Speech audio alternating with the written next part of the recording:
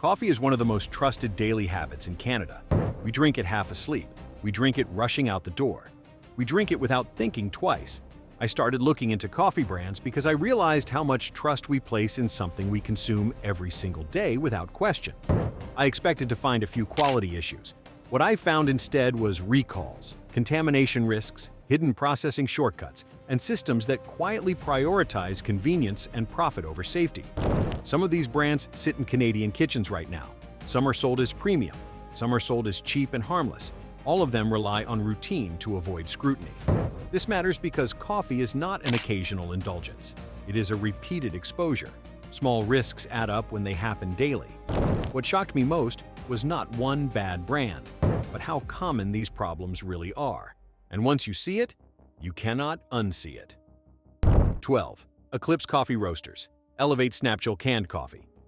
I started with Eclipse Coffee Roasters because this case crossed a line no coffee ever should. This was not about taste or preference. This was an official Canadian recall tied to a bacteria that can paralyze or kill. The Canadian Food Inspection Agency publicly warned people not to drink it, not to sell it, and not to distribute it. When regulators use that language, it means real danger. This canned coffee was distributed in Alberta and then pulled nationwide. That means it reached shelves, fridges, and hands before anyone knew there was a problem. What makes this terrifying is that the toxin involved does not smell bad, does not look spoiled, and does not change the taste. You could drink it normally and never know something was wrong until symptoms started. Those symptoms are not mild: trouble swallowing, blurred vision, muscle weakness, in severe cases, paralysis and death. This is not fear talk. These are the exact risks health authorities warn about. And the worst part is how normal the product looked. Just another ready-to-drink coffee? Cold? Convenient? Familiar? People bought it because it fit busy routines. Open the can, drink, no brewing, no effort. That convenience is exactly why this failure matters. When a product designed for instant consumption fails, there is no buffer, no chance to notice something is off. This was not an internet rumor. It was a formal recall with public warnings. One failure is enough to prove canned coffee can become dangerous without warning. If coffee sealed in a can can fail this badly, the next product is worse because contamination happens the moment you brew it. 11. New Mexico Piñon Coffee, Dark Piñon Single Serve. K-Cup single-serve pods feel controlled and safe. Press a button. Watch coffee fill the cup. But this recall exposed a serious flaw. These pods were pulled because ink or seal material could run into hot coffee during brewing. That means contamination enters right as you drink. Thousands of units were recalled. Regulators confirmed contamination was possible. And while this recall was public in the United States, not all warnings travel clearly into Canadian homes. Pods cross borders easily. Information often does not.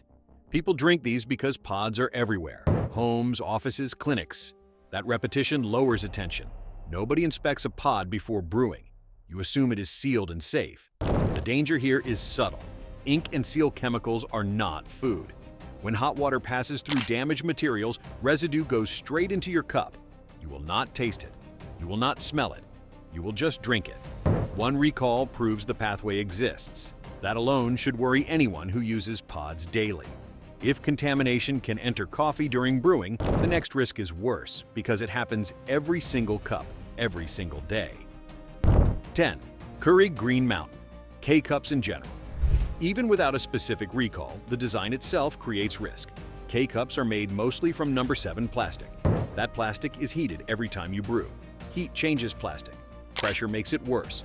Independent testing shows pods and packaging are major sources of unwanted residues. When near boiling water is forced through plastic, tiny particles can break off. You cannot see them. You cannot filter them out. You consume them. Most Canadian recycling systems do not even process these plastics. That should raise questions. If the material is difficult to handle safely after use, imagine what happens during heating. People drink K-Cups because they are fast and familiar. One cup feels harmless.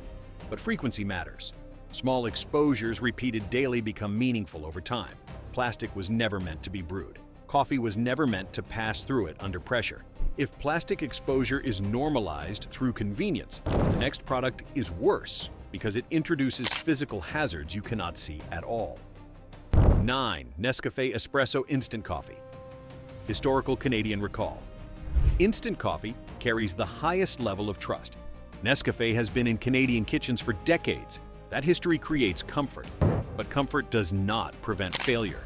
A past Canadian recall warned that jars of Nescafé Espresso could contain small glass fragments. This was an imported product sold across Canada. Glass in coffee is not a quality issue. It is a physical danger. Glass can cut mouths, cause choking, damage the digestive tract, send people to emergency rooms. Brand reputation does not protect you from that. Even though this happened years ago, it proves something important. Large supply chains fail silently until damage is discovered. Instant coffee removes inspection. You pour and drink. There is no chance to notice something wrong. People choose instant coffee because it is cheap and easy. Trust replaces checking. That is exactly when risk multiplies. One recall is enough to break the illusion of guaranteed safety. 8. Starbucks. Bottled coffee, Frappuccino drinks.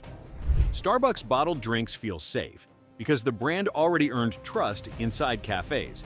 That trust is exactly what makes these products dangerous. These bottles are sold as coffee, but when you slow down and read the label, coffee is no longer the main ingredient. Sugar, milk, flavoring, and stabilizers dominate the formula. Many bottled Starbucks drinks list sugar before coffee. Ingredient lists are ordered by quantity. That means sugar outweighs coffee. You are not drinking coffee with sweetness added. You are drinking a sweetened beverage with coffee flavor mixed in. That difference matters to your body. Some bottled versions contain more sugar than common sodas. Liquid sugar hits fast, blood sugar rises quickly, insulin spikes, energy crashes follow. This is not a rare treat problem. These bottles are consumed daily by people who think they are choosing coffee. People drink these because they feel harmless, cold, smooth, familiar. Starbucks branding lowers suspicion. The bottle looks controlled and professional. It does not look risky. That comfort is intentional.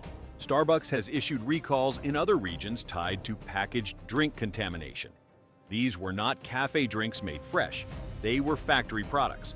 Once coffee becomes shelf-stable, it follows industrial rules, not cafe standards. You are paying premium prices for a sugar drink dressed as coffee. Over time, that substitution quietly reshapes habits, health, and expectations. If sugar masquerading as coffee becomes normal, the next brand is worse because it hides behind national identity and routine loyalty. 7. Tim Hortons, packaged in pod coffee. Tim Hortons is not just a brand. It is a habit. That habit protects it from scrutiny. Most Canadians do not question packaged Tim Hortons coffee because it feels familiar, comforting, and national. After corporate acquisitions, complaints increased. Taste changed. Sourcing questions surfaced. Lawsuits appeared.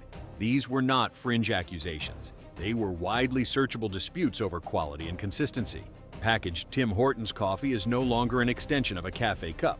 It is an industrial product designed for scale and shelf life. Pod versions add another layer of risk. Heated plastic, pressurized brewing, no visibility into what enters the cup. People keep buying it because routine is powerful. Morning habits feel personal. Breaking them feels unnecessary. Trust built over decades keeps wallets open. That trust now masks decline. Processing increased. Transparency decreased. Labels stayed familiar, while formulas shifted quietly. Tim Hortons did not collapse suddenly. It drifted. That drift is harder to notice and easier to excuse.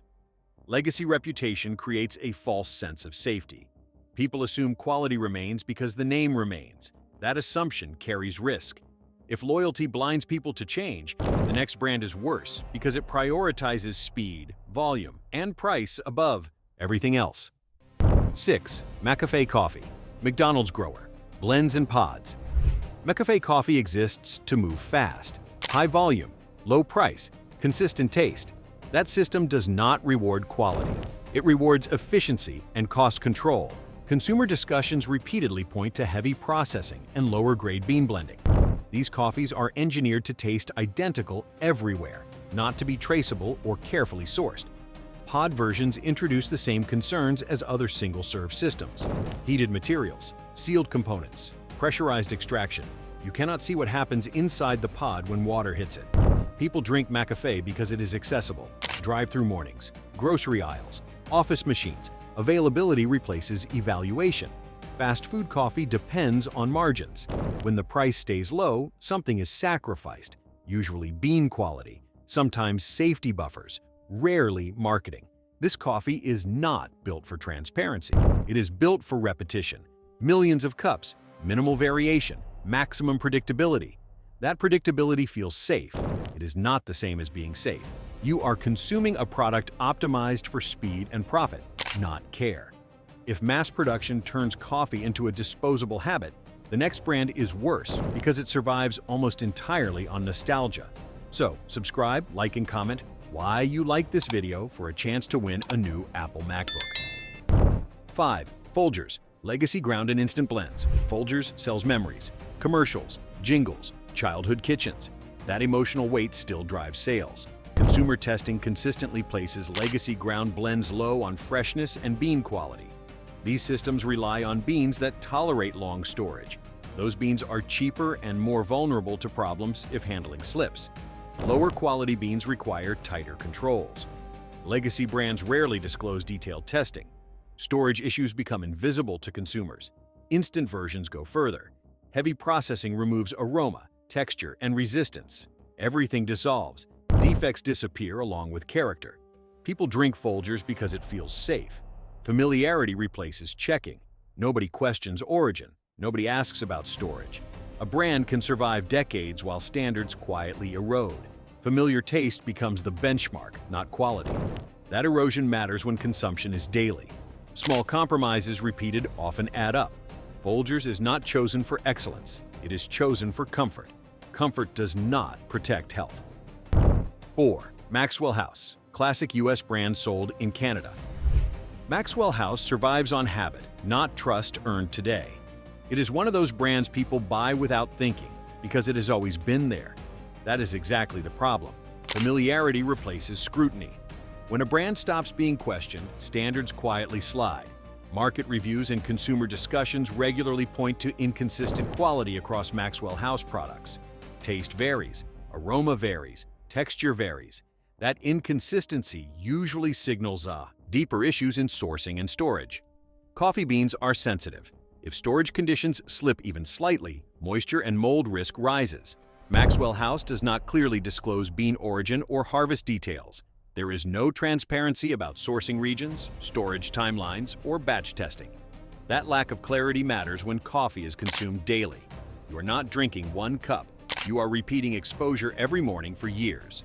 Lower-cost legacy brands often rely on cheaper beans that tolerate long shelf life. Those beans are more likely to be over-processed to mask defects. Processing removes warning signs like off-smell or bitterness that would normally alert consumers. People drink Maxwell House because it is cheap, easy to find, and familiar. It feels safe because it has been in kitchens for generations. That comfort is misleading. A brand can be old and still cut corners. This coffee is built for volume, not care. Millions of identical cans, minimal variation, minimal explanation. When quality complaints appear repeatedly over years, they stop being noise and start being a pattern. The risk here is not one dramatic incident. It is long-term exposure without information. Lack of transparency is not neutral. It benefits the seller, not the drinker. Maxwell House does not invite you to know what you are drinking. And when a daily habit hides its own details, that should concern you deeply. When a legacy brand relies on silence instead of clarity, the next one is worse because premium branding actively distracts you from asking questions. 3. Lavazza, imported Italian coffee. Lavazza sells an image before it sells coffee. Italian heritage, elegant tins, premium shelf placement. Everything about the brand signals quality. That signal is powerful, and it lowers defenses instantly. Independent European consumer testing has flagged some conventional Lavazza products for pesticide residues and mold toxin concerns. These were not rumors. They were published findings in regulated markets. That matters because many Canadians assume imported European coffee is automatically cleaner. Premium pricing does not equal premium control. Large international brands source beans from multiple countries, often blending harvests to maintain consistent taste. Blending hides variability. It also hides problems. Imported products sold in Canada are not always subject to the same testing intensity as domestic recalls. If an issue is flagged overseas, it does not guarantee the same alert appears here. Consumers assume safety travels with branding. It does not. People drink Lavazza because it feels sophisticated, it feels intentional, it feels better than supermarket brands. That feeling replaces label reading and research. When problems appear in premium brands, they are more dangerous, not less. Consumers drink them more confidently and more frequently. Trust increases exposure. Lavazza's strength is storytelling. That story can outpace reality. Packaging and pricing create reassurance even when transparency is limited. This does not mean every bag is harmful. It means the risk is hidden behind confidence. And hidden risk is harder to manage than visible danger. Imported coffee is not automatically better. It is simply farther away from your ability to question it. 2. Nespresso. Branded pod systems. Aluminum and plastic exposure. Nespresso sells an experience, not just coffee. The machines look sleek. The pods feel premium. The branding makes people feel smart, modern, and careful about what they drink. That feeling is exactly why people stop questioning what is actually happening inside the cup. Nespresso pods are marketed as aluminum, but that is not the full story. Inside each pod is a plastic liner. That liner sits directly against hot water under pressure. Heat and pressure are not neutral conditions. They change how materials behave. Independent testing groups have repeatedly flagged coffee pods as higher risk for chemical exposure compared to loose coffee. This includes plastic-related compounds used in liners and seals. You are not tasting these compounds. You cannot smell them. That silence is the danger. People assume aluminum is safer than plastic. They hear recyclable and relax. But the brewing process still forces boiling water through layered materials that were never part of traditional coffee making. Why do people drink it? Convenience, speed, image, the feeling of having cafe quality at home without effort. That convenience removes friction. Friction is what normally slows consumption and creates awareness. Nespresso systems also encourage repeat daily use, multiple cups, every morning, sometimes multiple times a day. Exposure compounds quietly. One pod does not matter. Years of pods do. This is not about panic. It is about patterns. Coffee brewed from whole beans touches water and metal. Pod coffee touches plastic, adhesives, ink, foil, and sealants before it reaches your mouth. You are paying more to introduce more layers between water and coffee. That trade-off is never explained clearly. And that lack of explanation benefits the seller, not you. When convenience introduces invisible exposure, the next category is worse because it carries risks that can become immediately life-threatening without any warning at all. 1. Snapchill distributed canned coffee lines. Canned coffee feels safe. It looks sealed. It feels controlled. People trust cans because they associate them with long shelf life and safety standards. That trust collapsed when hundreds of canned coffees were pulled due to botulism risk. Snapchill is a processing method used by many small and mid-sized roasters. In one major recall, nearly 300 canned coffee products across dozens of brand names were flagged. Not one brand, not one mistake, a system-wide failure. The issue was not taste, it was not spoilage, it was the risk of botulinum toxin forming inside low-acid canned coffee. This toxin does not change the smell. It does not change appearance. You cannot detect it at home. Botulinum toxin is one of the most dangerous substances known. Small amounts can cause paralysis. In severe cases, it can stop breathing. This is not stomach discomfort. This is emergency medicine. People drink canned coffee because it feels modern and portable. Grab and go. No machine, no cleanup. That ease masks the reality that low-acid beverages require extremely precise processing. The recall showed that many brands relied on the same method without fully controlling safety steps. When one method fails, it fails across many labels at once. Branding does not protect you when manufacturing is shared. This is the most alarming category because the risk is not gradual. It is immediate. One can, one mistake, no warning signs. You are trusting systems you never see. And when those systems fail, the consequences are severe. Canned coffee is not inherently evil, but this recall proved how thin the margin for error is, and how quickly convenience can turn into catastrophe.